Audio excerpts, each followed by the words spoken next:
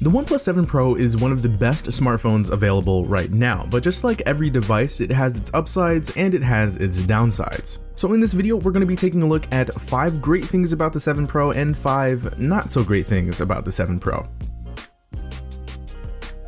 As usual, starting off with the good stuff, we've got the display. This is easily one of the best features not just on the 7 Pro, but on any smartphone period, and to some, this is the #1 feature this phone has to offer, and rightfully so. OnePlus took a big step this year with this panel boasting 1440p resolution, AMOLED technology, minimal bezels, no notch or cutout, and a 90Hz refresh rate. As much as I love displays from other devices, especially from Samsung phones, there's no question the 7 Pro's display is really something special to not only look at, but to use as well. It's incredibly smooth, and it's almost like once you go 90Hz or higher, you kinda can't go back to anything lower.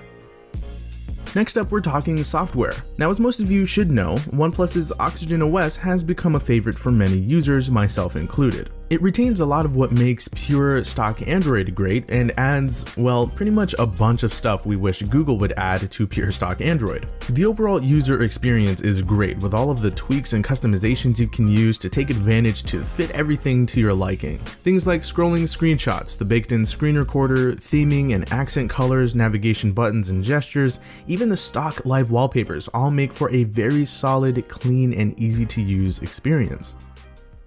At number 3, we're talking about Warp Charge. There really isn't much to say other than Warp Charge is very fast. So fast that it lets you charge your 7 Pro from 0 to a little over half full in just half an hour. And that's great because if you don't exactly have the time to charge up to 100%, a quick 20 to 30 minute charge will get you a few good hours of use. The 30-watt charging system is great for keeping the phone's large 4000 mAh battery all nice and juiced up.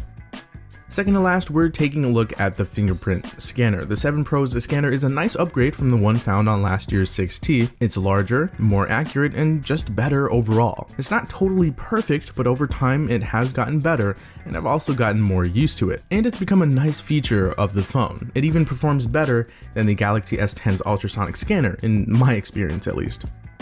Last but most certainly not least, the price. Pretty much everything I talk about with this phone can be tied into the price. Starting at $670, the 7 Pro offers quite a bit, even things other more expensive phones don't have. From the phone's hardware and build quality, top-of-the-line specifications, to its gorgeous display and awesome software, the 7 Pro packs a heavy punch that just might make you second-guess that $1,000 phone you may have your eyes on. Before I get into what's not so great about the phone, I did want to give an honorable mention to the 7 Pro's cameras. While they're not the best a smartphone has to offer, they have gotten better with software updates, and overall they're certainly no slouch. I had a great time using these cameras during my time in LA. For everyday picture taking, I'm sure these will be more than enough for most users. Just wanted to take a quick second to thank the sponsor of today's video, Dbrand. They make awesome skins for your devices, and I personally enjoy using them to give my tech a different, refreshing look, texture, and to even protect my devices from things like scratches. You can check out these and other awesome skins using the very first link in the description. Okay, so now we're getting to some not so great things about the 7 Pro, starting off with the phone's size. Although I am a lover of large phones, I can't exactly say the same about everyone else. The phone's huge 6.67-inch display is eye candy, no question, but usability with one hand may prove to be quite difficult for a lot of people. In addition to that, the phone is pretty hefty, weighing in at just under half a pound, so overall, this will be a two-hander for most users. While that may be exactly what some want, others prefer smaller options, and it's really unfortunate that there isn't a smaller version of the 7 Pro. I think that would have been pretty neat. Next is the lack of a headphone jack. Now I get it, Bluetooth headphones are the wave. There are tons of options out there, they're easy to get your hands on and use, they're convenient, all that. And I'm not gonna lie to you and say that when a phone does have a headphone jack, like the S10 for example, that I'm using it all the time. I actually do use Bluetooth headphones and accessories more often than not. However, I still believe that every phone should have a headphone jack so that us users can have the option to use it. Believe it or not, there are still instances where I have the use for one, and there are a lot of people who are using phones that have the port and are holding back from upgrading to a phone without the port. And on top of this, for some reason, OnePlus decided that they weren't going to include a USB-C to 3.5mm dongle in the box. Nice.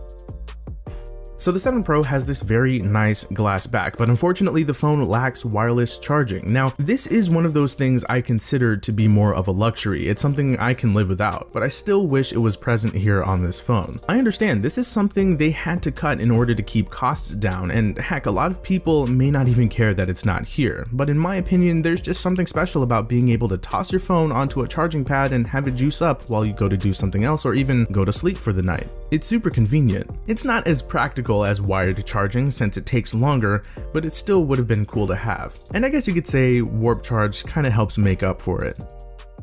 Second to last, we've got no official IP rating. So nowadays, most, if not all flagship phones come with an IP rating, which means the manufacturer made the phone water and dust resistant to a certain extent. Officially. Now, do you guys remember OnePlus's "We Just Bought a Bucket" video saying that water resistant ratings for phones cost you money? Well, there you go, enough said, right? Basically, the phone can withstand a little water, so there is some level of water resistance here, we just don't know the exact level. While you still shouldn't take the phone swimming with you or anything like that, if you do spill a drink on it, drop it in the toilet, or even in a bucket of water, you should be just fine. It's just the peace of mind you get with having an IP rating. And I think it would have been a much better look for OnePlus if they had put the phone through the official process.